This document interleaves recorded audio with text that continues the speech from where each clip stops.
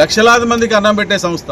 ఈ సంస్థలో కారుణ్య నియామకాల ద్వారా సింగరేణిలో ప్రమాదకరమైన పరిస్థితులలో తమ ప్రాణాలని లెక్క చేయకుండా కాలుష్యంలో పనిచేస్తున్నటువంటి అనారోగ్యం పాలవుతున్నటువంటి కార్మిక కుటుంబాలను ఆదుకోవడానికి ఏర్పాటు చేసినటువంటి ఒక ప్రక్రియ కారుణ్య నియామకాలు. దాన్ని ఇవాళ ఒక మెడికల్ బోర్డు పెట్టి పనిచేసే కార్మికుడిని అన్ఫిట్ చేసి వాళ్ళకు వారసులకు ఉద్యోగం ఇచ్చేటువంటి ప్రక్రియ ఇది. అయితే ఇవాళ దురదృష్టవశాత్తు కాంగ్రెస్ ప్రభుత్వం ఏర్పడడానికి మేము గతంలో నెలకు ఒకటే మెడికల్ బోర్డు పెట్టి మేము 2 బోర్డులు పెడతామన్నారు. కానీ సంవత్సర కాలంగా ఒక్క బోర్డు పెడతలేరు. ఈ మెడికల్ బోర్డు ఎందుకు ఆపినవాయంటే వీళ్ళు అవకతవకలు జరిగినంటారు.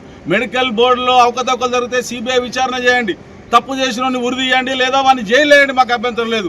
కానీ ఇది కార్మికుల వారసత్వం. ఇవాళ కారుణ్య నియామకాల ప్రక్రియ రద్దు చేస్తానంటే సింగరేణి తిరగబడుతుంది, ఈ బొగ్గు అగ్గాయమంటుంది, బిడ్డ నిన్ను దహించి వేస్తుందని సందర్భంగా కాంగ్రెస్ ప్రభుత్వాన్ని హెచ్చరిస్తా ఉన్నాం.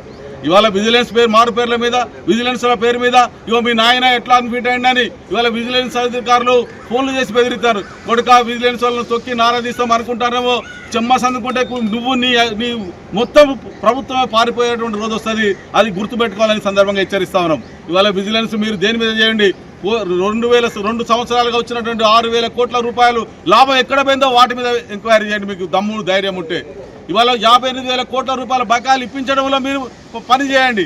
అంతేగాని కార్మికులు వేధిస్తాం, ఈ ఉపాధి అవకాశాలను అడ్డుపడతామంటే ఊరుకునే ప్రసక్తి లేదు. ఇవాళ సింగరేణి బొగ్గు ఒక్క పెళ్ళే కూడా బయటకు రాదు. సమ్మెకు కూడా కార్మికులు వెనకాడరు, మీ తోలు తీయడానికి కూడా కార్మికులు వెనకాడరు. అందుకనే కార్మికుల మనోభావాలను గమనించి ఇవాళ తెలంగాణలో ఉపాధినిచ్చేటువంటి ఒక్క సంస్థ సింగరేణి సంస్థ.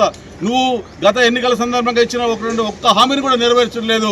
ఆ హామీలు నిలబెట్టుకోకుండా బిడ్డ నిన్ను ఊరుకునేది లేదని సందర్భంగా హెచ్చరిస్తా ఉన్నాం.